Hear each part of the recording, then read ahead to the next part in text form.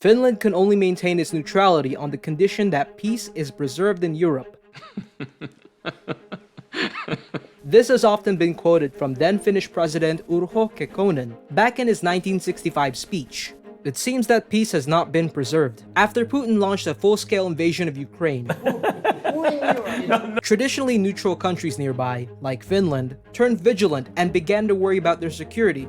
Because of this, Finnish President Sauli Niinistö and Prime Minister Sanna Marin officially announced on the 15th of May 2022 their intention to join the North Atlantic Treaty Organization, or NATO. I'm not scared, and Finns are not scared, but surely we are full awake.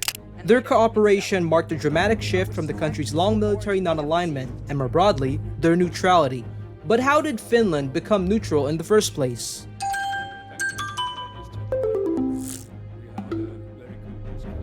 It's only been a little more than a century since Finland became independent. To whom were they under? Well, the Russian Empire. We already predicted the speculation that Russia plans to restore its empire within imperial borders.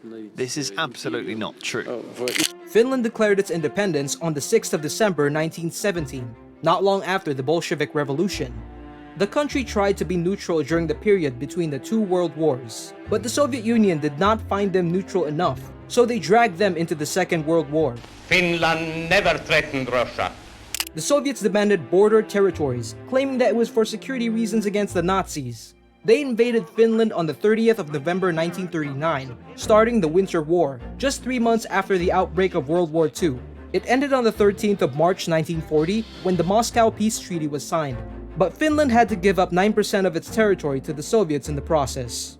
But just 15 months after the Winter War, with the assistance of Nazi Germany, Finland resumed the Winter War with the Continuation War. Again the Russian bombers zoom over Helsinki. Again a proud city is shaken by the roar of destruction. On the 22nd of June 1941, Germany invaded the Soviet Union. The Soviet Union conducted an air raid on Finland, claiming that they were for the Germans, but Finland used it as a justification for a defensive war. On the 25th of June 1941, Finland declared war and allowed German troops in their land to begin their offensive against the Soviet Union. Germany kept asking Finland to sign the Tripartite Act, the military alliance between Germany, Italy, and Japan, but they never did. Finland saw their war as something separate, and they did not let the Nazis' anti-Semitism seep through their country.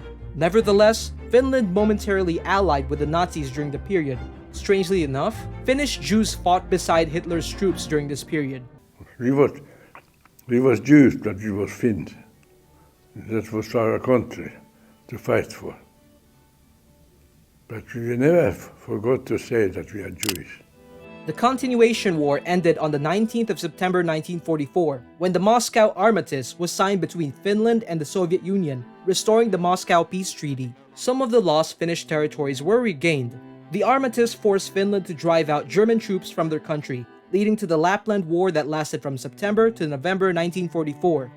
When World War II ended, Finland took their chance again at neutrality. They were in a precarious position as a small country and being in between the East and the West post-World War II. Neutrality was said to be for pragmatic reasons. They, of course, wanted the best of neutrality and Western alignment without pushing the Soviet Union's patience again. Signed on the 6th of April 1948, the Finno-Soviet Treaty of 1948, or the FCMA, became the basis of Finland's relationship with the Soviet Union until the latter dissolved in 1992. Finland didn't want anything to do with the conflicts of the superpowers. For example, they didn't participate in Marshall Plan, the US program that aimed in reconstructing Western Europe after World War II. The Soviets felt that it was a ploy by the US to divide Europe. The propaganda efforts to convey that this is an aggressive front, of course, are pure propaganda. In 1952, then Prime Minister Kekkonen said that the FCMA was sort of a neutrality for Finland already. The FCMA treaty was renewed in 1955. During the same year, the Soviets closed their military base near Helsinki, the capital of Finland. The Soviets respected Finland's wish to be neutral, but at the same time, in the same year, Finland joined the United Nations and the Nordic Council, making it less isolated. Both the West and the East slowly started to recognize their neutrality by the 1960s, but there were still suspicions from the West towards neutrality, and they did not like the unpredictability that came from it. Cold War, the period of tension between the US and the Soviet Union and the respective allies, the Western Bloc and the Eastern Bloc, followed World War II. During that period, small states could not resist the external pressures from the superpowers. Everyone was so polarized that the idea of neutrality was hard to sell. There will be no quivering, precarious balance of power to offer its temptation to ambition or adventure. On the contrary, there will be an overwhelming assurance of security. Nevertheless, Finland started to make its neutrality more official through its policies. The country largely took the role of mediator and a sort of peacemaker. Part of those policies was the concept of a Nordic Nuclear Weapons Free Zone, or NWFZ, that Kekkonen introduced back in May 1963, formalizing their own de facto nuclear weapon-free status. The zone included Finland, Sweden, Norway, Denmark, and Iceland. Unfortunately, Denmark and Norway are part of NATO, meaning that they made a pledge for the use of nuclear weapons. The zone has never been realized.